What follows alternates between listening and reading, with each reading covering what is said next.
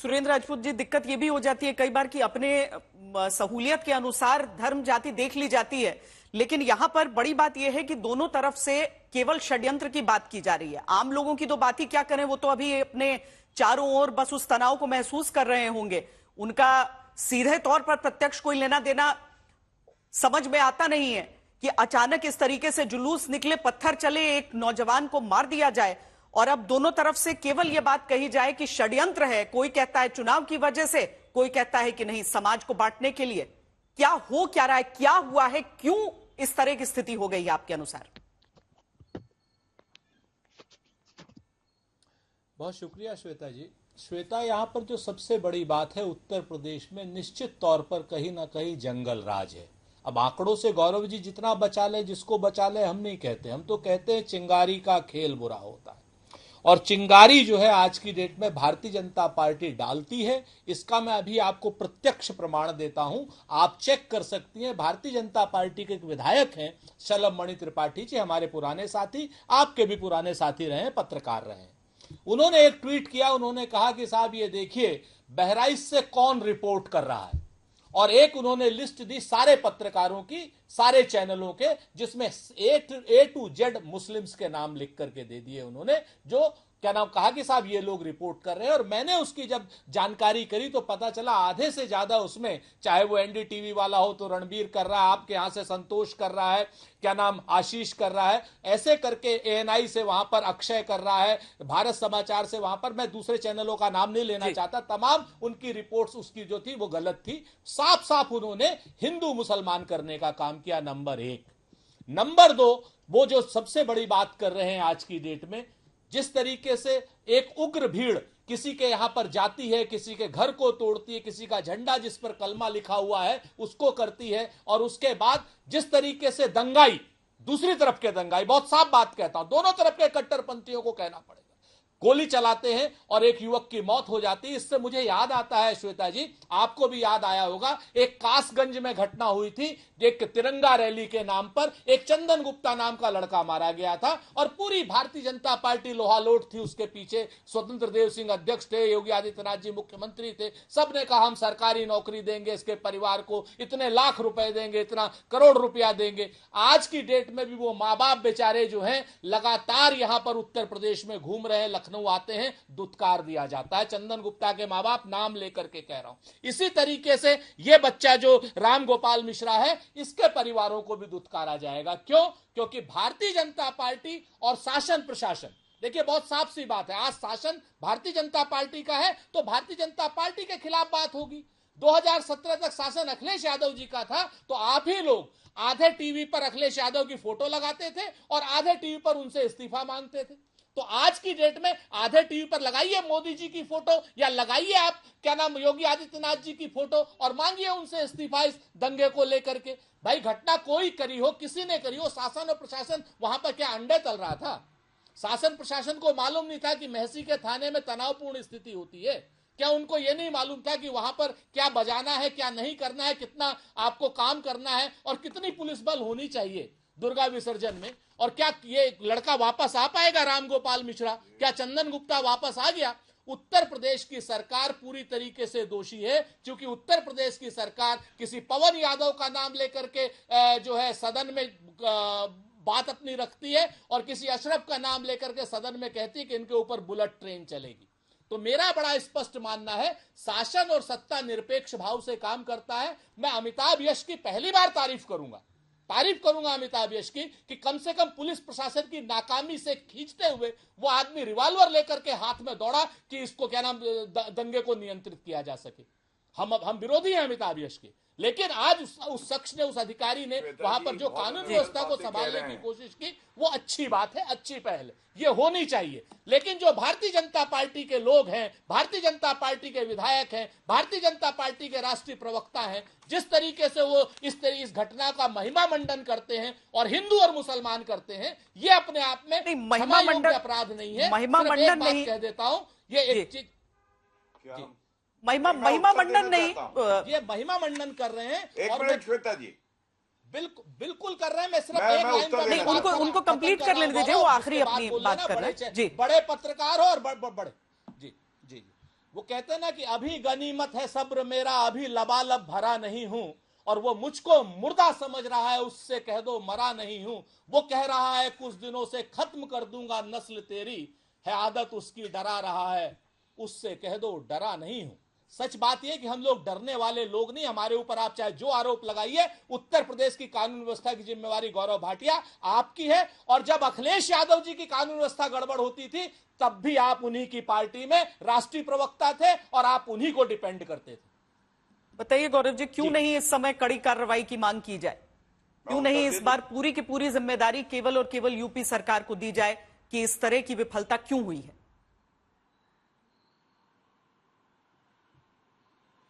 नहीं, पहली आपत्ति तो मैं ये दर्ज करता हूं, इन्होंने कहा भाजपा के प्रवक्ता, राष्ट्र प्रवक्ता आके और किसी एक समाज को टारगेट कर रहे हैं। कोई टारगेट नहीं कर रहा।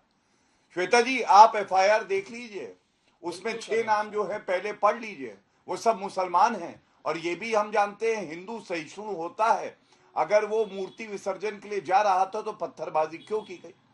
दूसरी तरफ कांग्रेस के प्रवक्ता के शब्दों पे ध्यान दीजिए। उन्होंने कहा जो दूसरी तरफ के उपद्रवी हैं, उनसे तो ये भी नहीं कहा गया जो मुसलमान हैं जिन्होंने हिंदुओं पे पत्थरबाजी करी, ये किसी के लिए क्या खड़े होंगे? मैं केवल एक बात बड़ी स्पष्टता से कहता हूं जो मैंने पहले भी कहा है। हम सब जानते हैं मुजफ्फरनगर दंगे हुए, केंद्र में कांग्रेस की सरकार थी, प्रदेश में समाजवादी पार्टी की, और किस तरह से ये लोग तुष्टीकरण कर रहे थे। हम तो यहाँ पे बिल्कुल स्पष्ट कर दें, कोई दंगाई, कोई उपद्रवी, कोई अपराधी होगा, किसी भी धर्म या जात का होगा, कानून की सख्त कार्रवाई होगी। 30 लोग हिरासत में हैं, मैंने आपको यह भी बता दिया। अब ये पूछा नहीं जाएगा, आप मुझे बताइए क्या ये सत्य नहीं है? जवाहर बाग ये कांड हुआ था, करीब 30 दिन तक उत्तर प्रदेश मथुरा में जलता रहा था। समाजवादी पार्टी की सरकार थी, क्या कर पाए थे ये लोग? हम लोग तो आपको बता रहे हैं कि आप देखिएगा अभी भी वहां शांति बहाल हुई है। आगे चल के और हम लोग कड़े कदम उठाएंगे जिससे कि सारे के सारे जितने उपद्रवी हैं पकड़े जाएं। दूसरी बात आप मुझे ये बताइए श्वेता जी, मैं आपके ही चैनल की रिपोर्ट देख रहा था, झारखंड में गढ़वा जगह है, वहां दंगा हुआ मूर्ति विसर्जन में। झारखंड में तो इनकी सरकार है, क्या इनकी जिम्मेदारी नहीं है? बताए। दूसरा, हावड़ा में, पश्चिम बंगाल में भी दंगा हुआ, वहां आगजनी हुई, वहां पे ये लोग चुप रहेंगे। ये सेलेक्टिविज्म क्यों है? उत्तर प्रदेश तुम्हें दिखाई देता है यहाँ पे बाइपोल है, लेकिन पश्चिम बंगाल, झारखंड, कर्नाटका, यहां तुम नहीं बोलोगे। ये किस तरह का दोहरा चरित्र है? हम तो यहाँ बैठ के जवाबदेही अपनी मानते हुए उत्तर दे रहे हैं, क्या ये लोग मानेंगे झारखंड में जो हो रहा है वो गलत हो रहा है? वहां क्या कार्रवाई? देखिए, मुझे तो लगता है कि जब इस तरह की घटनाएं होती हैं या इस तरह का कोई भी मामला होता है तो समाज की संवेदनशीलता को देखते हुए मलूक नागर जी बहुत ही सोच समझकर और समुदायों को का नाम न लेकर सबसे पहली कोशिश तो यही होनी चाहिए कि जल्दी से जल्दी शांति बने। अभी शांति वहां पर दिख रही है, लेकिन तनावपूर्ण हालात है और भी कदम उठाए जाने की आवश्यकता है, जिसकी कोशिशें चल रही होंगी, इसमें संशय नहीं है। क्योंकि इस समय जो कुछ वहां पर हुआ है मलूक नागर जी, और जिस तरह से योगी जी की सरकार के लिए यह कहा जाता है कि भाई कानून व्यवस्था उसका सबसे बड़ा स्ट्रांग पॉइंट है, तो त्योहारों को तो कि समय तो पुलिस को यही कहा जाता है कि आप अतिरिक्त बंदोबस्त रखिए, तैयारी रखिए, और इस तरह की घटनाएं होंगी तो एक काला चिन्ह रहेगा ही रहेगा।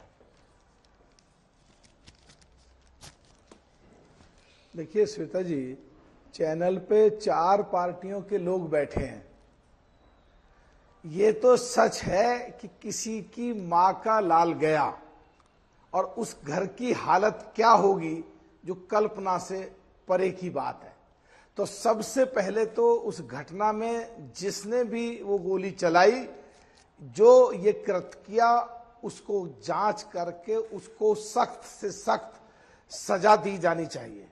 और हम चारों को देश हित और जनहित में सोच करके और अपनी अपनी राजनीतिक पार्टियों से पक्ष और विपक्ष से ऊपर उठ के ये सोचना चाहिए कि देश के सबसे बड़े प्रदेश में आग लगने को है तो कम से कम साफ बात करें और ये घटना क्यों घटी, और जांच में उन पहलुओं पे बात करें कि जांच में कहां कहां गलतियां रही होंगी, या जब ये रूट बनाया तो ये रूट क्यों नहीं बदला गया, या जब उस रूट पे आए तो किसने आगे निकल के इसको उकसाया, और उकसाने वालों को भी बहुत सख्त और कड़ी सजा उसको भी देनी चाहिए, जिससे भविष्य में आगे जाके ऐसे ना हो।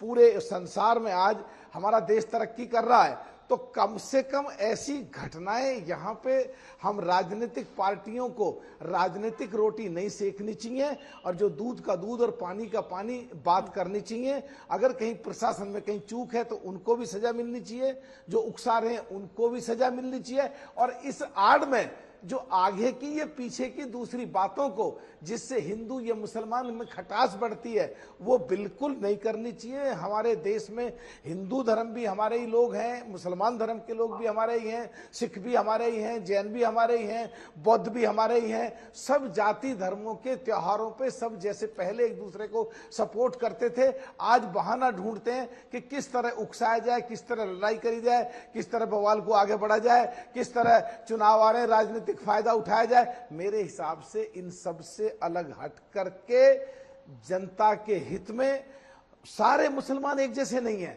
सारे हिंदू एक जैसे नहीं है, सारे जैनी, सारे सिख, सारे बौद्ध एक जैसे नहीं है। एक दो जो उपद्रवी है वो चाहे किसी भी जाति का है, किसी भी धर्म का है, छांट करके कौन उकसाना चाहता है, किसने गोली चलाई, उनको ऐसी सख्त सजा हो और सारी पार्टियों के लोग वहां पहुंच जाएं। मेरठ में दंगा होते हैं, अपना श्वेता जी सबसे मशहूर जगह है, वहां पे दूसरी पार्टी के मुनकाद अली साहब और हम जाके बैठ जाते थे, रोक देते थे। मुजफ्फरनगर में जो 2013 में दंगा हुआ, समाज की तरफ से यही आवश्यकता होती है और सियासत से अपेक्षा भी यही होती है। खत्म कर रहा हूं जी, श्वेता जी खत्म कर रहा हूं, खत्म कर रहा हूं। पीछे जब कांवड़ियों का था तो वहां पे इसी तरह का चक्रव्यूह रचा, वहां पे हम और मुनकाद अली साहब जाके बैठ गए और मैंने कहा मैं मुसलमानों ने जिताया हूं और मैं हिंदू हूं, और मैं हिंदू होकर के बीच में बैठ जाऊंगा, किसी भी कीमत पे झगड़ा नहीं होने दूंगा। वो वहीं थम गया मामला, सब चीजें वहीं हो गई। तो असलियत में तो हम अगर राजनीतिक पार्टियां चाहें तो वहीं दब सकती है।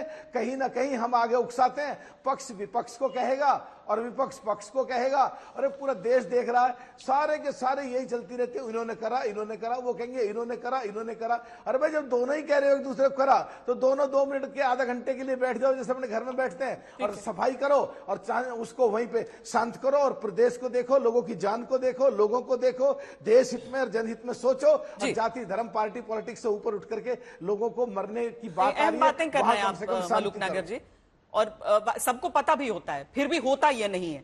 लेकिन अरविंद जी, जो पूरा आपने देखा है, जो कुछ बहराइच में हुआ है, ये वाकई हर त्योहार में जहां पर भी कोई यात्रा, धार्मिक यात्रा, जुलूस निकाली जाती है, हमेशा चाहे बिहार हो, यूपी हो, राजस्थान हो, गुजरात हो, कहीं भी कोई भी राज्य हो, हमेशा ये होता है कि थोड़ी संवेदनशीलता रहती है। कुछ इलाकों में ये रहता है कि थोड़ी सी अतिरिक्त पुलिस सतर्कता बरते। ये जो आप घटना देख रहे हैं, उसमें फौरी आपकी राय क्या है, कहां पर हुई है चूक? देखिए, बहराइच एक पुराना कम्युनली सेंसिटिव डिस्ट्रिक्ट है, लिस्टेड डिस्ट्रिक्ट है यूपी का, और इसमें हमेशा से बहुत प्रिकॉशंस लिए जाते रहे हैं।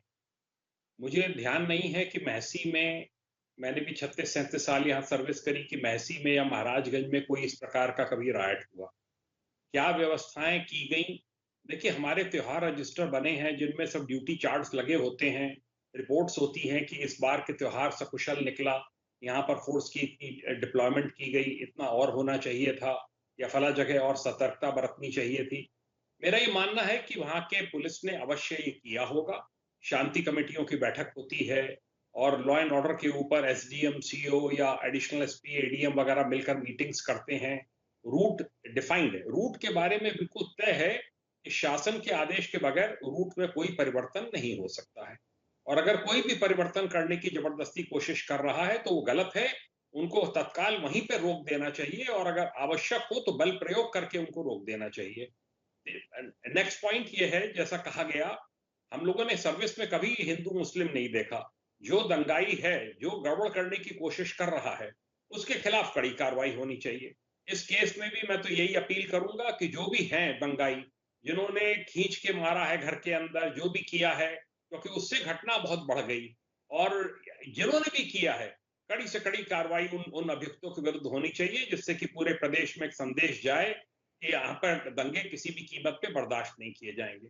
पिछले कई साल से शांति चल रही थी कम्युनल फ्रंट पे, ये घटना क्यों हुई है, इसका अवश्य ही पोस्टमार्टम होगा, इसमें पूरी समीक्षा होगी। पूरी समीक्षा के उपरांत ही पता चल पाएगा कि क्या पहले से कोई तैयारी थी।